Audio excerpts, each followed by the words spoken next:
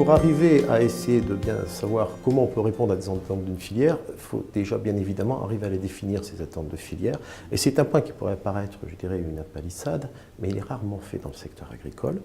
La demande est rarement quelque chose de monolithique, elle est extrêmement variée, elle nécessite donc d'être appréciée, d'être chiffrée, pour pouvoir enfin y répondre. Il y a un lien très étroit entre bien sûr cette demande et la qualité, puisque la qualité telle qu'elle est définie, c'est quand même la réponse à un besoin. Un certain produit qu'on pourrait croire de premier abord de mauvaise qualité, parfois sont d'excellente qualité à certains moments parce qu'ils répondent bel et bien à une demande. C'est une vision segmentaire de la qualité qu'il faut avoir en préalable, en l'ayant bien estimée, pour pouvoir aborder ensuite en quoi un système fourrager peut agir et répondre à des attentes d'une filière, donc faire de la qualité. Le maïs fourrage a quand même comme gros intérêt, si on essaie d'aborder au moins deux points essentiels sur les qualités de la filière et les demandes de la filière, d'une part sur un aspect purement production laitière en dehors des aspects zootechniques, par exemple sur la saisonnalité des laits. On sait que les laiteries sont très sensibles. Là, un système fourrager a un impact. Entre un système à dominance maïs et un système purement herbe, les saisonnalités ne seront pas les mêmes. On aura une saisonnalité beaucoup plus marquée avec un système à dominance herbe qu'avec système maïs. Et des productions d'hiver plus faibles. Alors, quelle est l'incidence? C'est que c'est plus difficile, c'est plus facile, je dirais plutôt, à gérer pour une laiterie lorsqu'il y a un apport de maïs. Et en plus, ça répond mieux aussi à des besoins de consommation. Les consommations d'une grande partie des produits laitiers, par exemple le fromage, ça représente à peu près 45% d'un marché, c'est plus des consommations d'hiver que d'été. Et donc le maïs, là-dessus, sur ce point précis, répond quand même particulièrement mieux à cette saisonnalité.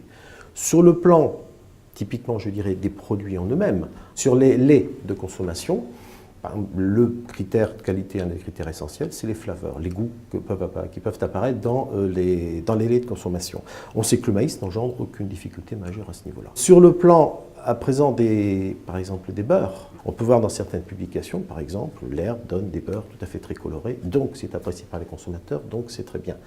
C'est très bien dans certaines régions, mais c'est très mal dans d'autres. Un exemple, dans le Nord, on accepte des beurres très blancs. Des beurres un peu trop colorés donnent une image parfois de gourmance, d'imageance. Donc là, le maïs peut avoir un atout. Parce que le maïs engendrera des beurres, certes, très blancs, il y a peu de carotène, mais le gros avantage, c'est qu'on peut tout à fait corriger cet élément-là. Sur le plan de la dureté, c'est-à-dire la faculté donc, de tartiner un beurre, on pense très souvent aux consommateurs en disant il faut donc qu'il soit bien tartinable. Le maïs, avec alimentation soja, a tendance à engendrer des beurres cassants, assez durs. On pourrait se dire donc c'est un défaut majeur de qualité. Oui, non, c'est un défaut pour des consommateurs, mais c'est un avantage pour un autre segment qui sont par exemple les industriels, où là on nécessite beaucoup plus de beurre cassant, et qui est quand même la plus grande part du marché. Gros avantage du maïs, c'est qu'il est aussi capable de répondre à des besoins de tartinabilité, de beurre tout à fait tartinable. Comment on peut y répondre? En changeant tout simplement la complémentation. On sait que c'est dû au profil d'acide gras, donc on change l'apport de complémentation soja, par exemple, pour du colza. Et là, on trouve exactement une tartinabilité tout à fait parfaite. Et c'est intéressant de voir que le maïs a cette faculté-là de faire varier de manière forte des profils d'acide gras, ce qui n'est à ce niveau-là pas le cas de son homologue herbe, puisqu'il produira toujours un certain type d'acide gras. Et enfin, s'agissant du dernier produit qui est important, les fromages, qui représentent quand même 45% au moins du lait transformé, donc c'est un produit majeur. Quand on distingue les principales qualités, et notamment la première, c'est déjà la faculté d'un lait à se transformer en fromage, qu'on peut appeler parfois dans un jargon une fromageabilité. On sait que c'est lié bien sûr au taux protéique et c'est lié directement au niveau énergétique, ce qui est un énorme atout pour le maïs. Et il y a eu pas mal de publications sur des comparaisons, par exemple, de rendement fromager, qui va être très clair, très simple, on sait. Et ça varie entre 5 et 20%, toujours à l'avantage d'un système maïs. Puisqu'il est très riche en énergie, c'est assez simple à comprendre, il induit cela. Et les systèmes les plus pénalisants sont les systèmes herbagers, mais surtout les systèmes herbagers dits économes. C'est-à-dire on va en plus économiser du concentré.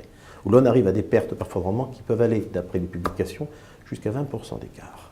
Ce qui pour une filière coûte quand même très cher, parce que 20% d'écart de rendement fromager, remis en euros, ça peut représenter des sommes tout à fait importantes qui avoisinent le milliard d'euros. Sur le plan des qualités organoleptiques d'un fromage, c'est-à-dire la manière dont on peut le goûter, le goût qu'on peut en retirer, il y a généralement peu de différence entre les systèmes. D'autant que l'un des paramètres majeurs, la complémentation déjà fait bouger pas mal de choses, mais aussi et surtout l'affinage. L'affinage du fromage, de toute façon, modifiera énormément les paramètres et fait qu'on ne verra pas trop de distinction. consommateur aujourd'hui est beaucoup plus sensible à sa santé au travers de l'alimentation. Ça ne veut pas dire pour autant qu'on doit le traduire dans l'alimentation des vaches. Alors, on peut, vis-à-vis de ce qu'on appelle les acides gras, les fameux oméga 3 que tout le monde a entendu parler, mais d'autres aussi acides gras, type acide ruminique ou autre, qui ont un impact démontré sur la santé. Très souvent, on compare le maïs, par exemple, avec une herbe de printemps. L'herbe de printemps a de vraies qualités là-dessus, c'est indiscutable. Mais c'est lié au stade de la plante, c'est-à-dire c'est au stade où on peut la pâturer. Sachant que le stade pâture, que dans notre jargon qu'on dit épi à 10 cm, ne dure pas dans le temps. Et dès qu'on passe ce stade, ça chute de 2 à 3, divisé par 2 à 3. Le maïs, sur ce plan-là, est tout à fait capable de répondre aussi, que ce soit en termes d'oméga, on peut très bien faire du lait enrichi en oméga avec du maïs, encore une fois en touchant à la complémentation. Au lieu de soja, eh ben on va mettre par exemple du lin, la filière lin. Et là, on aura une production tout à fait notable d'oméga 3 et on peut commercialiser à ce niveau-là.